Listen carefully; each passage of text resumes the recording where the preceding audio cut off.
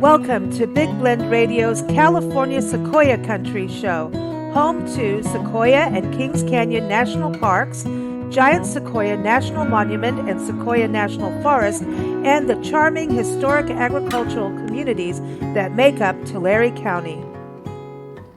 Welcome, everyone. Today on California Sequoia Country show, we're talking about the end of summer. It doesn't feel like summer is actually ever going to leave, and we don't necessarily want it to, but you could go and cool off up in Sequoia and Kings Canyon National Parks, Giant Sequoia National Monument, and Sequoia National Forest, and then go down to the communities of Tulare County and have some food fun, music, art, history, you name it. There is a lot going on. And we've got three special guests joining us. We've got Suzanne Bianco from Visit Visalia, and you can go to visitvisalia.com. All the links I talk about are in the episode notes. How are you, Suzanne? I am well. Thank you for having me today. Good to have you back. We got Sintia Kawasaki-Yee, and it is World Ranger Day. It is July 31st that we're recording for our our August 1st episode. So we got to wish her World Ranger Day. And if we had cake, we'd be serving it to you. So welcome back, Sintia. Happy to be here. Yes. And so, Sintia represents the national parks, Sequoia and Kings Canyon. So what's the weather like in the parks? Is it nice and cool, or is it heating up in certain areas? It's been really nice. It's starting to heat up again, but it's definitely cooler up into Giant Forest and Grant Grove. So it's a nice way to cool off once you get up into the sequoias. Is the water in the river still really cold? Like, does it ever stop being cold? I don't know that it stops being cold. Yes, it's still cold. And the marmots are still running around, guiding traffic? Marmots are still running around. I hear there's little baby marmots now out and about as well. And so actually we just got notice that you no longer have to tarp your vehicles in Mineral King because they believe that marmots are less likely to eat your vehicle parts once the babies are out. So fun fact, something I learned this year. Wow. Well, actually, Mineral King, so that is an area we rarely talk about. That's a little bit off before you get to the park, right? It's within park, but it's near Three Rivers, California, where your main gateway is to Sequoia. And that's a little bit of a different adventure, isn't it, for folks? Yeah, so a few miles before getting to the Sequoia entrance station, you veer off and go up the Mineral King Road, and you enter the park that way. It's a really special area, higher elevation. I feel like spring is later in the summer there. It just stays very green. It's very cool. And then a lot of people use that area to access the wilderness. And so that's a lot of hiking to do there. We do have an open campground that people can go camp. We have giant sequoias. It's a really pretty area. Cool. How was your Buffalo Soldier event? That just happened like 3 days ago? Yeah, that was on Sunday, July 28th for National Buffalo Soldiers Day. We had a celebration to rename the Brigadier General Charles Young tree. So it was previously the Colonel Young tree, but he was posthumously promoted in 2021. And so we got to rename the tree with his new title and celebrate him. We had one of his descendants, a great nephew, Lawrence Young, was in attendance. We had historian and author Brian Shalom, who has a series of Buffalo Soldiers books. We had a colonel from Fort Irwin from the Army join us. So it was a really fun-filled day. Suzanne was actually in attendance as well, representing Visit Visalia. It was really fun. We had over 100 people in attendance. It was just a great celebration, it was really special to be able to honor Charles Young. That's cool. We still continue to celebrate him here at Sequoia Kings Canyon. He was the first acting superintendent that is African-American descent, right? That's right. A lot of history. And he built the road. Him and his troops built the actual road going up into the park. So he did a lot. We also have Cassidy Collins here from Tulare Chamber of Commerce. How are you doing, Cassidy? Good morning. I'm happy to be here. I'm doing great. Thanks for asking. Good to have you there. And how is Tulare? Is it nice and warm and toasty? Is it time to go to the movie theater? It's nice and yes, the movie theater sounds great right now. We're a little bit, lower on the valley floor, a little more warm down here, but we're hanging in there. We actually got a little bit of a cooler front this week, so we're enjoying it. I do love the Galaxy Theater there at the Tulare Outlet Center, and because the seats do all kinds of wild yeah. and cool vibrations and sound effects, Oh and yeah. it's So cool. fun. And you can just Yeah. recline and just take a nap if you want to. It's amazing. Is it true that you can get wine there now? Like when you You go to the can. movies? Oh yeah. They whole bar, and they even just got the new tequila from Mark Wahlberg. His brand is there, and it's good. I've tried it. Okay, well, this is good. We got cake and tequila. This is going really well for end of summer. I want to go to Suzanne because we're talking about theaters, and in Visalia, you have the Fox Theater, which is like a jewel of a piece of architecture, but also history in theater, because I think it was even built at the time when we didn't even have talking pictures, or it came at when that happened. I can't remember which of it, but it's pretty historic in showing the Central Valley. It was like one of the first, I think, in the Central Valley. Well, the Fox, of course, the Fox Theater Company built a lot of these theaters around California that have the sort of Spanish exterior design, but the inside of the theaters are all different. And this particular one has a Southeast Asian flair to it. So there's pagodas and elephants and stars embedded in the ceiling. So it's a really wonderful theater built originally for movies, but now it's a performing arts theater for us. So our symphony plays there. We have different performances there, and it's a great theater. On the historic walking tour, we have a self-guided walking tour that takes people through some of the sites in the downtown area. And most of the time you can only see the exterior of the Fox Theater, but the Visalia Heritage organization is hosting a special behind the scenes peek tour inside the theater. And so that is on August the 3rd. It's a wonderful opportunity to get to see some of the secret spots inside the theater. Even the projection room has the original projection material equipment. And Cool. might talk about some of the, maybe the haunted things that are happening that people think happen there, or I don't know. It should be a lot of fun, but not a lot of people get a chance to see a behind the scenes tour of this, historic, iconic place in Visalia. So we're really excited about that. And when's that happening for everyone? August 3rd. Okay, August 3rd. So you better get there now. Yeah. Go, turn around. But this is cool about the historic walking tour. Mhm. So one of the things I love about Tulare County is the amount of history. I mean, you've got things like Black Bart going through and robbing people on the stagecoach. I mean, come on, that's cool history. I know we're not supposed to like the villains, but come on, who can help that, right? But you've also got Civil War history, which is fascinating about the entire county, Native American history, so much like multicultural history, which is one of my favorite things about the area. But being able to do these walking tours like in Visalia, I think that is really awesome that you can do that. But then you've got all the public art in towns like Exeter, Tulare. You have amazing public art. Porterville has it, Dinuba.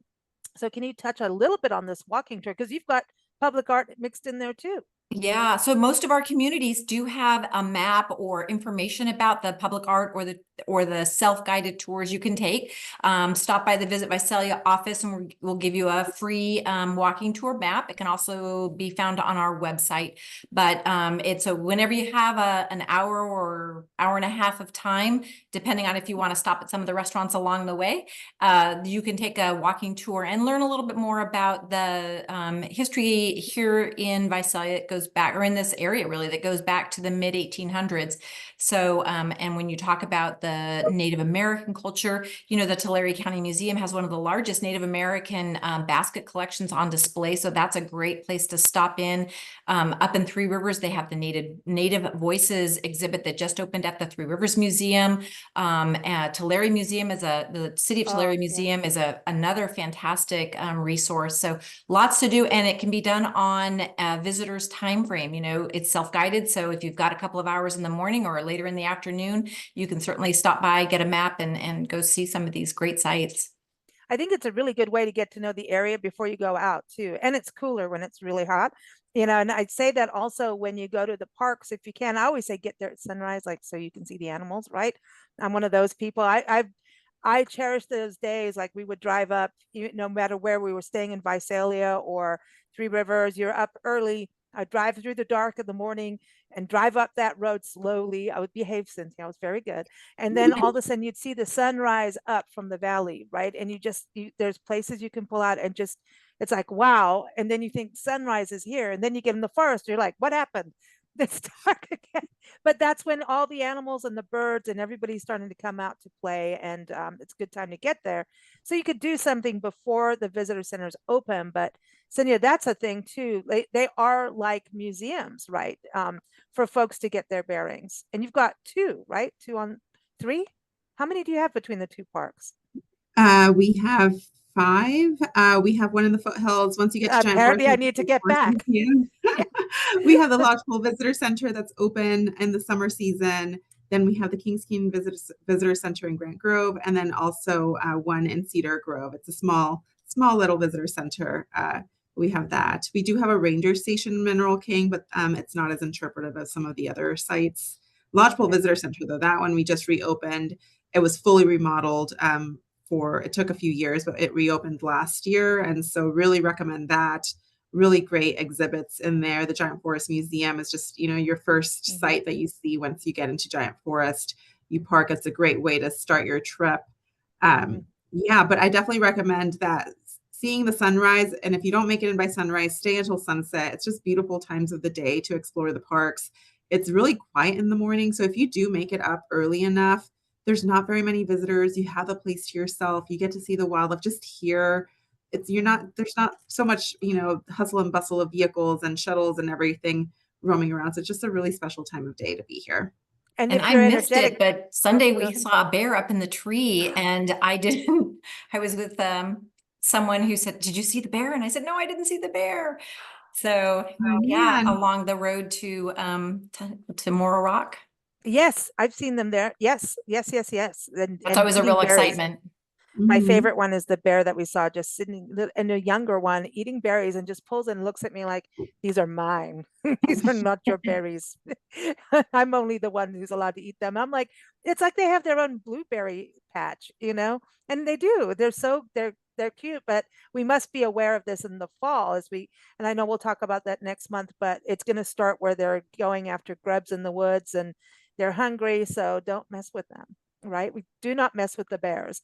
But never mess with a bear. Never a good idea. No, Morro Rock, for sunrise, is that doable? I'm thinking for all those people that are like, we're having a smoothie, we're powering it up, we're going up Morro Rock. Have you done it, Cassidy? Have you done I have in the daytime, but I need to go for sunrise. Now that we're talking about this, I'm thinking already like this weekend, can I do it? Like you can. You can go on Sunday and it's free. Is it free on Sunday? Sunday, August 4th. What? Why? Okay. Why? What are we celebrating? We're celebrating the Great America Outdoors Act that was passed in 2020. And so it really just brought in a lot of funding for infrastructure and access to national parks. And our parks are actually greatly benefiting from some of that funding. So we're able to really reconstruct some of our facilities, like our water treatment plants, our wastewater treatment plants, and just a lot of infrastructure that's pretty outdated. So we're really thankful to this Great America Outdoors Act, and we'll actually be highlighting one of our projects that's nearing completion this weekend. Oh, exciting. And then we do need to say August 25th is the National Park Service birthday. So again, we're looking for cake. Bring cake to all the rangers. Listen, rangers are the rock stars of the parks, beyond the animals. They're the other form of wildlife. I'm kidding. But you cannot get in a park. Every time I'm going to a park and I'm talking with a ranger, or if they're taking us around somewhere, and most of the public information specialists like Sintia are like, "Please let me take you around the park, because we have to do all the press releases. We want to be out of the office. We want to go on a hike." And but you don't get very far, because every single person in the park that sees that ranger hat has 10 questions for you, right? You guys are the rock stars. Yeah, but it's so fun to be out in the field. That's what out in the park, talking to visitors and answering questions, and they want to take photos, and you get to meet all the little kids. And I always carry Virginia Ranger stickers with me to hand them out. And it's just amazing how you can impact someone's visit to a national park just by saying hello and answering a couple questions. And it really brightens my day whenever I get to do that. So it's nice to leave the office and get out and interact with visitors. I love that it's World Ranger Day, and we think about that it's global, and the American, National Park Service is what spurred national parks around the world. And I grew up in Africa, and I'm like, look at all this. I always thought they came from the national parks came from Africa. I had no clue until we started doing our tour and coming out, obviously doing all the parks we do. So it's really, to me, it's an American treasure when we talk about that. It's they're iconic, and you have like two of the most iconic parks in the system and two of the oldest parks in the system. So, Mhm. and I think September is a holiday. Isn't that September? That's when we National Public celebrate. Lands Day. Yeah, Okay. September 28th is National Public Lands Day, so another fee-free day. So we have a couple opportunities for folks. It can be a little pricey to get into the parks. It's $35 for a vehicle, but if you want to save that money and come on a fee-free day, really recommend it. We like Mm. to make these parks accessible to all, so take And advantage of just, those opportunities. August is American Adventures Month. And if you're going to go on an American adventure, number one, road trip. Number two, you definitely have to include national parks in an American adventure. I'm just saying. And then you should go to the communities, right? Suzanne, the communities are part of that. And I think we all talk about small town America, and we look at what's going on with malls and things like that, where we're losing our stores, we're losing storefronts, we're losing all kinds of, we're just in a change globally, right? But when you go to places like Tulare County and you go into all the agricultural communities, you're going into an actual coffee shop that is mom and pop owned. You're going into, actual stores. You can actually meet the owners, a lot of times. And I think that is something very American, when you say, Suzanne, for people to go and have that experience beyond the computer. Absolutely. And I think you'll see a vibrant, we call it the downtown area here in Visalia. Tulare is the same. All these communities are really vibrant, growing, very full storefronts. There's nothing, boarded up or whatever people might think of small town, maybe America. It's a vibrant, happening community outside of the park, so people can go up and spend their day in the parks, enjoy all that great outdoors. Then they can come back into these communities and enjoy some great restaurants and some entertainment, some really wonderful museums and cultural exhibits, and just really round out their whole trip with some experiences of California that are not Disneyland and they're not San Francisco, but really what the rest of California is like is right here in Tulare County. Ah, that's it. And tell us a little bit about Tulare for everyone, Cassidy, in regards to small town America, because you've got some great boutiques.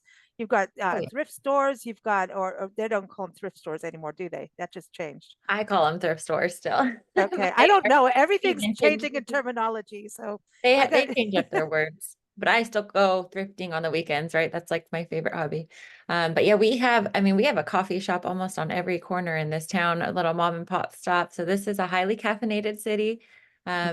We also love our dairy. We have Rosa Brothers here, and they got a lot of the ice cream. And speaking of entertainment, we have Galaxy Theaters here. You come down from the mountain and, stay at your hotel. You can catch a movie at Galaxy. It's very close by. And yeah, and then we do have just stuff happening all the time. Our downtown right now is being renovated. We're getting a lot of art coming in, more art than we already have, and then some new restaurants and bars coming in down the street. So, and an amphitheater being built. So if anyone wants to catch a concert, check out wow. Sweet Entertainment. There's going to be some concerts coming up here in the fall and the next season. So That's exciting. yeah, you can plan your trip, ahead of time and get some good entertainment in there as well.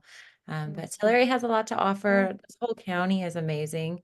I love how vibrant we are and how many options we have to go have fun and stay close by too. Yeah, and everyone discover the sequoias.com. That is the website to all the communities, the parks, the forest, everything. That's linked in the episode notes. And if you go to Tulare, you can have a taco inside of a plane. You can go. Yes, you can. Flying taco. We have Listen, a plane. I like tacos on a plane more than snakes on a plane. I'm just saying. Yes, That's I would say too. Yes, I agree. yeah, no. Let's talk a little bit about some more of the events. We talked about the parks having these fee-free days, but the parks, we talked about rangers. One of the ways to explore the parks is to go on a ranger tour, right? You still do, do you do like, I don't know if you have the ranger campfire stories and things like that anymore, or Yeah, give us an overview. we have evening ranger programs. We have ranger walks, so you get to learn about sequoias and just the ecosystems and different fun facts about the parks, all with a park ranger. And so we have everything. All of our ranger walks and programs are posted on our website on nps.gov. We have an event calendar, and you can look there to see what programs are happening the day that you're coming to visit. You can also stop by a visitor center and learn about what programs are happening that day. If you're camping, really great experience, after sunset, getting to go to the amphitheater in each district and seeing a ranger talk or seeing a program. So really special experience. And, it's part of that park experience, right? Especially if you're camping. Especially for kids. It's like, ooh, this is all for me. It's like real entertainment, and you're learning something. You don't realize that you're actually learning as a kid, before we hit that stage of like, ew, I don't want to go to school, So this is something to go but it does instill, kids to, as they grow up, to continue going to parks and then pass it down through their families and maybe even become a park ranger. What got you to become a park ranger, since it's World Ranger Day, even though this is airing the day after? Yeah, I didn't visit a national park until I was in college, and that just really made a huge impact on me. And it was thanks to a lot of female rangers that I met through those trips and experiences that really helped shape my career and build opportunities for me. So yeah, I went to school for special events and tourism. Never thought I would be a park ranger, but here I am, almost 10 years in. Wow. And you've got a young son that you take into the park. So do you see that excitement for him going into the park, and that maybe that'll rub off on him and you'll have a junior ranger become an adult ranger? Yeah, he's definitely more of a national park child than a Disney child. We've tried both this year, and he was not a fan of Disneyland, but getting on the trail has been really fun with him. He's very outdoorsy, and he's 2, so that's just the stage that he's in right now. So we'll see what the future holds. It's family fun month, so go to the parks. And then Suzanne, I always bring this back to you about family fun. Visalia and Tulare County we talked about a lot of museums. There's children's museums, interactive museums. There's a lot of family friendly restaurants too. Wouldn't you say? I mean, take your kid to the Flying Taco. That's family friendly. That's fun, Absolutely. That's a lot of fun. I'm actually hungry now for tacos. Tulare County does have a lot of different things. There is at Mooney Grove Park, which is sort of it's in Visalia, but sort of in the hub of the county. It has a newly opened accessible park. So it is an inclusive park for all abilities. And so that's really exciting. They also opened up a dog park there that has those agility training I don't know what they're called, but like where your dog can do the agility. Yeah, things. That's agility. Yeah, and Dressage later in dogs. September, there is an event that is going to benefit the Mineral King Preservation Society. So Mineral King is part of Sequoia National Park and the Tulare County Museum. It's called In a Landscape, Classical Music in the Wild. And pianist Hunter Nowak will bring a 9-foot Steinway piano into the outdoors, so outdoors at Mooney Grove, and attendees will be given some headsets, and they are encouraged to wander around and explore the outdoors while listening to Hunter play the piano. So it's a really amazing opportunity to have a different kind of classical music experience, being encouraged to wander around and explore the outdoors while hearing him play. So that is on September 15th. Should be a wonderful event. It's a Sunday afternoon, so people in town visiting the parks on Saturday have something to look forward to on Sunday afternoon. Mooney Grove Park is a oak preserve, so a lot of wild oak trees and a grassy outdoor, so you can bring a blanket, lay on the ground. People can even lay under the piano and put their hands on the piano and feel the vibrations of the piano being played. So a unique experience and a fun opportunity for entertainment. I want to say I'm going to make sure to link our episode that we did an interview with Hunter Nowak a few years ago. I'll make sure to link that in the episode notes for everyone. He was in Hawaii Volcanoes National Park doing the very similar thing, and he was an artist in residence with the National Parks Arts Foundation. So I'll link that for people to hear. I mean, it was an amazing interview, and he's incredible. Yeah. his music is just, yeah, he's definitely connected with nature. So I'll make sure that is in the episode notes.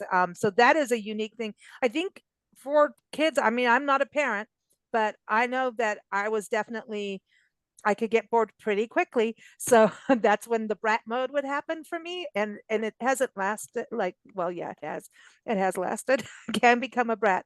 But That's funny.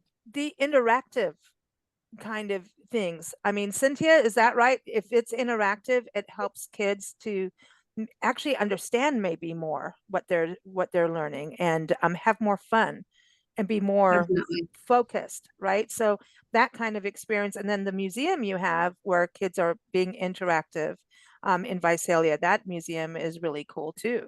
Yeah, a lot of interactive museums in the area too. Mooney Grove has their, the buildings that are outside that they've moved onto the lot so kids can, go into the old schoolhouse or climb up into the caboose or look at some of the farm equipment. I mean, there's a lot to do there. There's the museum at Ag Ventures down at the Tulare or the World Ag Expo International Agri Center. That's a hands-on place for kids that to learn more about agriculture. The Children's Museum here in Visalia is a fantastic museum with lots of hands-on. Kids are encouraged to touch, feel, to understand how things work. In fact, the museum is having a book signing. They're releasing their first book. It's in The Adventures of Anne and Otis. Otis is the museum's mascot. So they'll go on some adventures in the museum. So they're excited to have their first book be published. And they're doing a little book signing coming up this weekend as well. So that is lots of fun. Awesome. And I wanted to go over to you, Cassidy, with the Ag Ventures. Have you gone in and sat in one of those little tractors and wheeled around? Yes, there's so much to look at there. You could spend all day. There's a lot of hands-on stuff for the kids, lots of learning. And then there's right next door is an antique museum of all those tractors and just everything, how, agriculture got started. And it's crazy to see the equipment they used to use, like these weird little gasoline engines that just like put every few seconds and just, you know what I mean? How did that even work? And they did it. And that's, we wouldn't be where we are today without that technology. So it's really cool to go and just look at it and get to see it. Yeah. Now, what about this fair? I hear that you have a big fair coming to town. Yes, we have our Tulare County Fair coming up on September 11th through the 15th. So check it out. I think you can get tickets already. I'm not too sure, but put it on your calendar. It's going to be lots of fun. Get the whole county together on that one and lots of rides, prizes, even entertainment. Got to have that. Entertainment. Yes. I don't know who exactly what they're doing yet. I can check for you. We do have concerts coming in October as well. And there's going to be some like Clay Walker, Raylan, Kanan Smith. They're opening the Zumwalt Amphitheater on October 26th. So get your concert tickets, get your fair tickets. Lots happening in Tulare. Awesome. Awesome. So the event, so, you've got to go to a fair. If you're in an agricultural community, you got to go to the fair. That just makes sense, right? So you've got to do that. But speaking of festivals, all right, so there's food, beer, and wine. So I'm going to go over to you, Suzanne, kick this off. Apparently you're having an Oktoberfest in your backyard. So, September will kick off, oddly, the Oktoberfest and the Actually, chamber. that's when that actually is when it really started, not in October. Historically, in Bavaria, it started in September. But the October thing has to do with a king and the wife, or anyway, it's like a whole courtship story, something like that. Yeah, but it did start in September, so you're dead on right. Yeah, so the Visalia Chamber of Commerce will be hosting their annual Oktoberfest. It's one of the largest in, I'm going to say, the region. I'm not sure if it's the whole Central Valley, but a really large Oktoberfest. It's a lot of fun. It's great to go in. Everyone's really friendly, and you can meet lots of people there, listen to some music, and of course, taste all the different beers and food that are on tap for that event. I know that there are other Oktoberfests around, some smaller ones at some of the local breweries, and the Oktoberfest will be held at Vossler Farms, and Vossler Farms transforms into a pumpkin patch and corn maze. So for the Halloween season, September into October, it'll be the the great spot for families to visit with their kids for the pumpkin patch, but older kids and adults will love going through the corn maze. I don't know if they've released the image yet from, they do those great, I don't know what you call it even. Help me out, Cassidy. What's it called when you, yeah, where they carve into the corn stalks, the maze the is maze. an image of some sort. Yeah. So, so it's different every year. So if you've been once, you haven't seen this year's, maze. So lots to do. And it's really, I think people are looking for, maybe it's pumpkin spice. I don't know what people are really looking forward to fall for, but Hey, you know what? And beer and fall go really well. Beer in summer goes really well too. yeah, beer in winter, beer in spring. Yeah, it sounds good to me. So, Cassidy, you've got another big event that involves beer and wine, right? Yes, we have our crush party coming up on October 11th. We're going to have over 50 vendors from all across the San Joaquin Valley there, lots of wineries from all around, even as far as Napa. We have a couple who are involved. And then microbreweries that are local. So everyone comes together and they give out samples. So it's awesome for the foodie and the winey person to just walk around and, have as much, the whole smorgasbord, and you get to mingle and there's entertainment. So there'll be music, live music happening. And we do have a grand prize of 109 bottles of wine, a big wine tree. And so if you're lucky, you might come home with that. And I think you should just give it to me. I mean, really, I could put it in the car and take it around the countryside and have a bottle a day. I don't know. That's a lot of bottles of wine to fit in your car. It's a good, like, you're supposed to have a glass of wine a day. It's good for our heart health, but apparently not more than that. But I'm all for that. And cake and wine go well. I'm just saying. And tequila. We have to celebrate the park's, birthday, and we should be doing that all August, as far as I'm concerned. August is a good birthday month. I am just saying. But anyway, so that's Leo cool. season, baby. And all proceeds of that event go to the COS Foundation and to the educational part of the chamber, what we do with those programs. So it all goes back to students and education. And so it feels good, to, wine splurge for a little, learning. but Sounds also, good. yeah, it's a win-win. I like that. I do want to close up with the Dark Sky Festival, because you were talking about, ranger programs in the evenings, Sintia, which I think is really cool because we forget about parks at night and so much goes on. You never know what goes bump in the night. But if you look up, you might see some amazing stars and the Milky Way. So tell us a little bit about the Dark Sky Festival this year. Yeah, the Dark Sky Festival is scheduled for September 6th through the 8th. And it's a partnership event between Sequoia Parks Conservancy and Sequoia and Kings Canyon National Parks. There's a lot of great programming. Our Dark Skies programs are really, really popular and really something everyone should experience. Just the dark skies up in the mountains, at these higher elevations. It's just something different that you don't get to experience at either lower elevations in the city or community that you may live in. It's something different and unique and something that's really special about these parks. And so there's a star party that happens every year where you can go behind Waxahachie Lodge and just tell us huge telescopes. And, we have really people who are just experts in this field who are there to guide you and really guide you to what you should look for and let you know what you're looking at, what galaxies, what stars, and what planets you're looking at. And so really special. Programming will be announced soon on the Sequoia Parks Conservancy website, but really save those dates. It's a really special weekend in the parks, and there's dark sky programs throughout the parks, not just in the giant forest. So really recommend putting that on your calendar. Okay, last question. August is National Sandwich Month and Panini Month.